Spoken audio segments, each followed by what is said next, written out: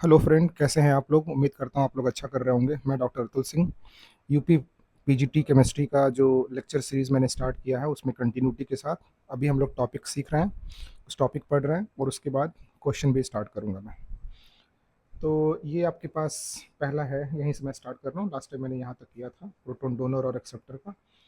और ये है आपके पास, आपको ये पता ही है, ये है आपका हॉफमैन ब्रोमाइड। हॉफमैन ब्रोमाइड, ये अपने पास क्या है? Hoffmann bromide.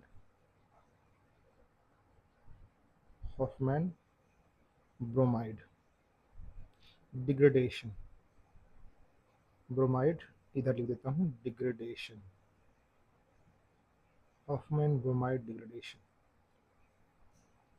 Hoffmann bromide degradation में क्या होता है? ये CO को खा जाता है और यहाँ पे NH2। तो ये जो आपको मैंने ये एंथ्रेनलिक, मुझे ये पता है कि आपको हॉफमैन ब्रोमाइड डिग्रेडेशन पता है, बट मुझे बताना था क्या, व्हाट इज एंथ्रेनलिक एसिड। एंथ्रेनलिक एसिड क्या है? एंथ्रेनलिक एसिड देख सकते हैं आप, COH और NH2। अगर यहाँ पे इसका नाम आपको पता ही होगा, मैं एक बार फिर से आपको रिकॉल करा देता हूँ। इसका नाम आपको पता होगा, ये है सैलिसिलिक एसिड। सैलिसिलिक सिलिक एसिड। और ये जो आपके पास है ये एंथ्रेनलिक एसिड।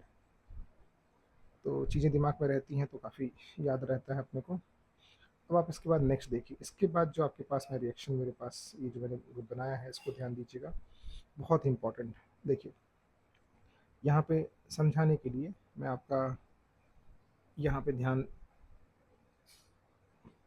आपका दिलाना चाहता हूँ, ये है आइसोसाइनेट। तो मैंने रिएक्शन कुछ लिखे हैं और मैं आपको बताना चाहता हूँ कौन कौन से रिएक्शन है जिनका जो इंटरमीडिएट है वो आइसोसाइनेट है। कभी कभी पूछ लेता है कौन सा आइसोसाइनेट बनाएगा कौन सा नहीं बनाएगा। देखिए पहला जो इधर इधर आपको दिख रहा है, ये यहाँ से यहाँ तक, ये जो मैं लाइन कर रहा हूँ, ये देखिए अभी बताया हॉफमैन, ये ब्रोमाइड डिग्रेडेशन है। इसमें क्या बनता है? आइसोसाइनेट के थ्रू ये प्रोसीड करता है और क्या बनता है? 1 डिग्री अमाइन। क्या बन रहा है? 1 डिग्री अमाइन। एक ये रिएक्शन देखिए, हाइड्रोक्सिमिक एसिड। हाइड्रोक्सिमिक एसिड का मतलब RC डबल बॉन्ड O और इसमें NHOH, इसको बोलते हैं हाइड्रोक्सिमिक एसिड। हाइड्रोक्सी ग्रुप है और ये अमाइड है तो हाइड्रोक्सिमिक एसिड। इसमें अगर आप ये ऐड करेंगे असाइल क्लोराइड तो ये बन जाएगा ये कंपाउंड। और इसमें अगर आपने OH ले लिया तो हाइड्रोजेनिक एसिड के साथ जो रिएक्शन होता है उसको बोलते हैं लोजन रिएक्शन। लोजन। और लोजन रिएक्शन में भी क्या बनता है? आइसोसाइनेट और 1 डिग्री अमाइन। ये रिएक्शन देखिए, ये वाला पार्ट देखिए, ठीक है। इसको आप जूम करके भी देख सकते हैं। RCOH और N3 हाइड्रेजिक एसिड। ये है हाइड्रेजिक एसिड। हाइड्रेजिक एसिड, इसको बोलते हैं Schmidt reaction. Schmidt reaction with concentrated H2SO4। यहाँ पे भी क्या बनता है? आइसोसाइनेट। तो आप देख रहे हैं हाइड्रोजेनिक एसिड लॉजन में है, hydrazoic acid with carboxylic acid Schmidt में है, बट बनता क्या है? आइसोसाइनेट। हॉफमैन ब्रोमाइड में भी isocyanate. Curtius reaction, Curtius reaction में कहाँ से स्टार्ट होता है? देखिए यहाँ से कार्बोक्सिलिक एसिड, देखिए यहाँ पे भी कार्बोक्सिलिक एसिड है बट इसमें N3H है तो ये स्मिट रिएक्शन है। और कार्बोक्सिलिक एसिड के साथ पहले SOCl2 ऐड करेंगे, फिर NaNO3 ऐड करेंगे, फिर से ये बनाएगा और फिर ये आपका आइसोसाइनेट और ये 1 डिग्री अमाइन। तो ये जितने भी मैंने रिएक्शन लिखे हैं, Lossen reaction, Hofmann bromide degradation, Lossen reaction, Hofmann degradation, Schmidt reaction, Curtius reagent, Curtius reaction, इन सभी रिएक्शन में जो आपका इंटरमीडिएट है वो आपको दिख रहा है कि इंटरमीडिएट क्या है अपने पास? इंटरमीडिएट क्या है अपने पास? आइसोसाइनेट। तो वेरी वेरी इंपॉर्टेंट है। फिर से देख लीजिए, लॉजेन स्मिड में हाइड्रोजिक एसिड होता है, फिर यहाँ पे NaNO3 होता है कर्टियस में, बट बनता सब में है। In all these reaction migrating group, एक और इंपॉर्टेंट इन्फॉर्मेशन है, in all these reaction migrating group shift from carbon to nitrogen with retention of configuration. Retention of configuration मतलब वो कह रहे हैं कि जो ये R जो यहाँ से यहाँ शिफ्ट होता है फिर ये बाहर जाता है, इसमें कॉन्फ़िगरेशन में ये R का जो कॉन्फ़िगरेशन होगा, मतलब अगर ये S होगा तो ये भी S ही होगा। ये जो बना है आपका, जो 1 डिग्री अमाइन बना है उसमें कोई चेंज नहीं होने वाला है। मतलब S, यहाँ पे मैंने S लिख दिया, कहने का मतलब ये है कि मेरा अगर ये S है तो आपका यहाँ पे भी जो R बना है वो भी S है। रिटेंशन ऑफ कॉन्फ़िगरेशन, तो हमें वो पूछेगा नहीं मैकेनिज्म, बट ये पूछ सकता है आपसे, migrating group shift from carbon to nitrogen with retention of configuration. अब इसके बाद एक बहुत इंपॉर्टेंट टॉपिक है basicity of amines. Electron donating group अगर होंगे तो बेसिसिटी ऑफ एनिलिन क्या होगी, इंक्रीज होगी। इलेक्ट्रॉन विड्रॉइंग ग्रुप होंगे तो डिक्रीज होगी। एनिलिन ये है आपका, अगर आप इसमें इसमें नाइट्रोजन के पास लोन पेयर है और यहाँ पे इलेक्ट्रॉन डोनेटिंग ग्रुप अटैच करेंगे तो ये इसको डोनेट करेगा, तो ये इसको डोनेट करेगा, और यहाँ पे नाइट्रोजन पे इलेक्ट्रॉन की अवेलेबिलिटी बढ़ जाएगी, तो बेसिक नेचर भी बढ़ जाएगा। बट अगर आपने इसमें इलेक्ट्रॉन विड्रॉइंग ग्रुप ऐड कर दिया, इलेक्ट्रॉन विड्रॉइंग ग्रुप ऐड कर दिया आपने, इलेक्ट्रॉन विड्रॉइंग ग्रुप ऐड कर दिया, तो फिर क्या होगा, ये इधर से खींचेगा तो नाइट्रोजन पे इलेक्ट्रॉन की अवेलेबिलिटी कम हो जाएगी और बेसिक नेचर भी कम हो जाएगा।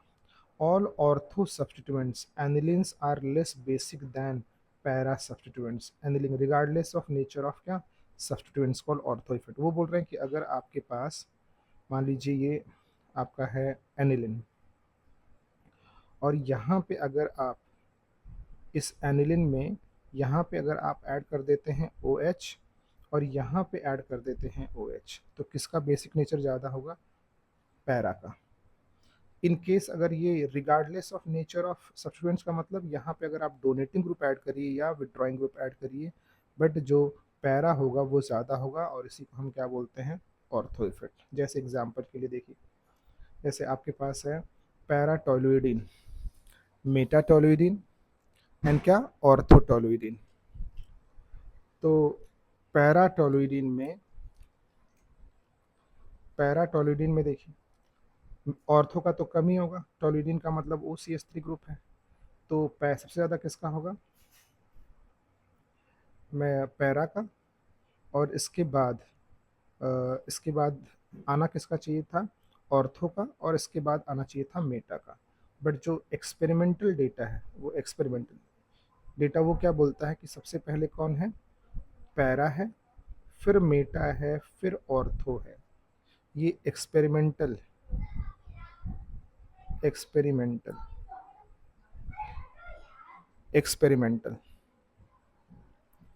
ये एक्सपेरिमेंटल है। होना किसका चाहिए था, सबसे पहले होना चाहिए था पैरा, फिर इसके बाद क्या होना चाहिए था, ऑर्थो, और फिर क्या होना चाहिए था, मेटा। बट हमने क्या एक्सपेरिमेंटल पाया है, सबसे पहले क्या है, पैरा, और फिर है मेटा, और फिर है ऑर्थो। तो आप आराम से इसको देख सकते हैं, ये इंपॉर्टेंट है। फिर इसके बाद देखिए इसका नाम टोलो, ये एनिसिडीन है, इसका देखिए एनिलिन के साथ क्या है, OCH3, तो ये एनिलिन है और उसमें मिथाइल को एनिसोल बोलते हैं, तो इसको बोलते हैं पैरा एनिसिडीन। पैरा एनिसिडीन में भी देखिए पहले कौन है, पैरा, फिर क्या है, मेटा, और फिर क्या है, सॉरी ऑर्थो, फिर क्या, यहाँ पे पैरा है, ये ऑर्थो है, और ये क्या है, मेटा। तो ये जो आपका है पहला वाला मैंने लिखा है वो बेसिक नेचर टोलोइडीन के लिए है, और जो दूसरा है वो एनिसिडीन के लिए है। तो टोलोइडीन में पैरा मेटा ऑर्थो, और एनिसिडीन में पैरा ऑर्थो मेटा। तो पैरा का तो ऑर्थो से ज़्यादा होगा ही due to ortho effect, but यहाँ पे ये वाला जो एक्सपेरिमेंटल मैंने बोला टोलोइडीन वाले में, उसका ध्यान देना है कि वहाँ पे मेटा का ज़्यादा है ऑर्थो से, मेटा का ज़्यादा है किससे, ऑर्थो से, इसको ध्यान रखना है। नेक्स्ट है क्लोरीन का, तो क्लोरीन में सबसे ज़्यादा कौन है, पैरा बेसिक है, फिर है मेटा सॉरी, और फिर है ऑर्थो। यहाँ पे डिपेंड करता है इलेक्ट्रोनेगेटिविटी पे, यहाँ पे -I इफेक्ट है। जितना दूर होगा क्लोरीन या फ्लोरीन या ब्रोमीन, उतना बेसिक नेचर क्या होगा, ज़्यादा होगा, उसकी बेस पे आप कर सकते हैं। ये देखिए एनिलिन के पास, नाइट्रोजन के पास यहाँ पे एक मिथाइल ग्रुप है और यहाँ पे मिथाइल ग्रुप है, और अगर इसी नाइट्रो, तो ये देखो ये जो लोन पेयर आपका है ये इन्वॉल्व हो सकता है किसमें, रेजोनेंस में।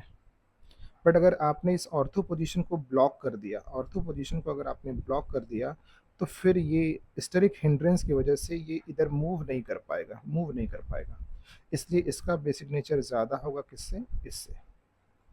ये थोड़ा ध्यान दीजिएगा, एक बार इसको देख लीजिएगा, मैं इसमें हटा देता हूँ कि आप उसको समझ पाएँ। यहाँ पे अच्छे से होगा, यहाँ पे ये नहीं हो पाएगा। क्यों नहीं हो पाएगा? क्योंकि यहाँ पे कौन सा ग्रुप है, दो दो बल्कि ग्रुप हैं। तो क्या आ जाएगा यहाँ पे, स्टेरिक हिंड्रेंस। क्या आएगा? Steric hindrance, steric hindrance. एक और देखिए, एक और रिएक्शन बार बार पूछा जाता है, बेंजोइलेशन। Benz benzoylation, benzoylation.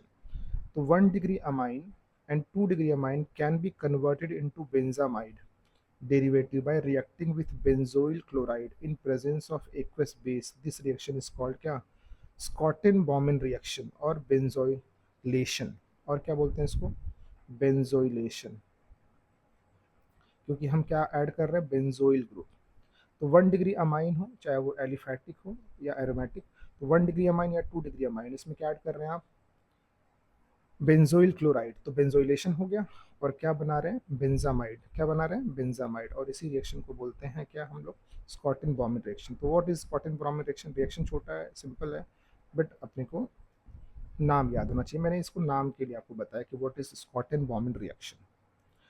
हाँ, इसमें जो NaOH यूज़ होता है, बेस यूज़ होता है, एक्वस बेस यूज़ होता है, वो स्कैवेंजर की तरह यूज़ होता है, मतलब जो एक्स्ट्रा प्रोडक्ट बनेगा उसको ये खा जाएगा।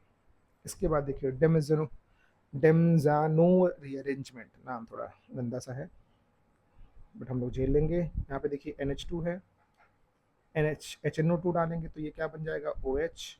और यहाँ पे देखिए ये वैसा ही है, सेम है, बट यहाँ पे क्या हो गया, रिंग कॉन्ट्रैक्शन। तो साइक्लो अल्काइल रिंग कॉन्ट्रैक्शन होता है। यहाँ पे देखिए, इसमें क्या हो सकता है, सेम हो गया, या इसमें रिंग एक्सपेंशन भी हो सकता है। तो रिंग कॉन्ट्रैक्शन और एक्सपेंशन दोनों होता है। कैसे होता है, पहले ये देखिए, डाइजोनियम बनता है, तो यहाँ से नाइट्रोजन निकल के कार्बोकटायन बनता है। ये कार्बोकटायन अगर डायरेक्ट जुड़ गया तो ये बन जाएगा, और अगर उन्होंने कॉन्ट्रैक्शन के थ्रू हुआ तो ये बन सकता है, तो दोनों बन सकता है। Reaction of aliphatic primary amines, ये थोड़ा सा इंपॉर्टेंट है। Reaction of aliphatic primary amine, तो प्राइमरी अमाइन जो है NaNO2 और कॉन्क HCl, जिसको आप शॉर्टकट में HNO2 भी लिख सकते हैं, HNO2, इनके साथ रिएक्शन करके अनस्टेबल बनाते हैं डाइजोनियम क्लोराइड, और ये फिर बनता है कार्बोकटायन, और ये कार्बोकटायन का रीअरेंजमेंट होता है। अब रीअरेंजमेंट देखिए, 1 डिग्री से क्या है, 2 डिग्री बन गया, और इसमें अगर आपने Cl ऐड कर दिया तो ये बन जाएगा 2 क्लोरो, OH2 ऐड कर दिया तो OH, और अगर आपने अल्कीन भी बना सकते हैं। बट मेजर प्रोडक्ट क्या होता है इसमें, अल्कोहल ही होता है। मेजर प्रोडक्ट क्या होता है, अल्कोहल। अगर उन्होंने नहीं दिया है Cl, तो ये 1 डिग्री से क्या बना, देखिए 1 डिग्री अल्कोहल, ये अपने पास ये है, यहाँ पे भी 1 डिग्री अल्कोहल है, बट क्या बन रहा है, अल्कोहल ही बन रहा है। क्या बन रहा है अपने पास, ये 1 डिग्री है नाइट्रो, ये भी 1 डिग्री नाइट्रो अल्केन है, ये भी 1 डिग्री नाइट्रो अल्केन है, ये नाइट्रो है, बाई मिस्टेक NO2 NH2 दिख रहा है अपने को। नेक्स्ट है रिएक्शन विथ 2 डिग्री अमाइन। तो 1 डिग्री अमाइन के साथ यहाँ पे लिख दिया आपने, रिएक्शन विथ क्या, aliphatic, reaction of aliphatic primary amine. तो प्राइमरी अमाइन का मैंने यहाँ पे लिख दिया है। ये नाइट्रो का भी मैंने लिखा है, नाइट्रो का, ये नाइट्रो का है, नाइट्रो का।